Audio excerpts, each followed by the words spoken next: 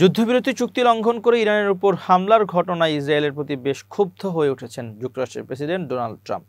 চুক্তি লঙ্ঘন করে হামলার এই ঘটনায় ইসরায়েলের প্রধানমন্ত্রী তার সঙ্গে কিছুটা বিশ্বাসঘাতকতা করেছেন বলেও মনে করেন তিনি। মঙ্গলবার কাতার ভিত্তিক সংবাদ মাধ্যম আল জাজিরার যুক্তরাষ্ট্র প্রতিনিধি ফিল লেভেল ট্রাম্পের এই মনোভাবের কথা জানিয়েছে।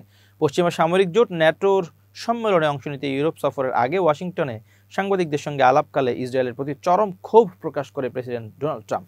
তিনি বলেন, যুদ্ধবিরতি ঘোষণার কয়েক ঘন্টার মধ্যে ইসরায়েল ও ইরান উভয়ই চুক্তি লঙ্ঘন করেছে। এটি তাকে হতাশ করেছে।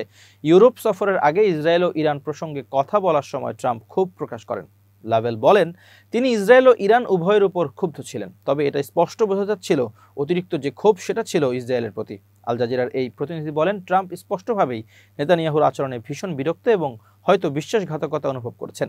যুদ্ধবিরতির প্রস্তাবে সমর্থন নিশ্চিত করতে সোমবার নেতানিয়াহুর সঙ্গে টেলিফোনে কথা বলেন ডোনাল্ড ট্রাম্প। এরপর এই চুক্তিতে ইরানকে রাজি করানোর ক্ষেত্রে কাতারের সহায়তা নেন তিনি। মঙ্গলবার নিজের সামাজিক যোগাযোগ মাধ্যম ট্রুথ সোশ্যালে পোস্ট করা এক বার্তায় ট্রাম্প বলেন, ইসরায়েল বোমা ফেলা একদম বন্ধ করুন।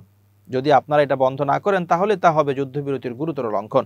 এখনই এই মুহূর্তে নিজেদের পাইলটদের ফিরিয়ে আনুন। গত শনিবার ইরানের পরমাণু প্রকল্প সংশ্লিষ্ট 3টি স্থাপনায় বোমা বর্ষণ করে মার্কিন বিমান বাহিনী। পরের দিন সোমবার রাতে কাতার ও ইরাকের মার্কিন সামরিক ঘাঁটি লক্ষ্য করে মোট 13টি ক্ষেপণাস্ত্র নিক্ষেপ করে ইরানি বিপ্লবী গার্ড বাহিনী IRGC।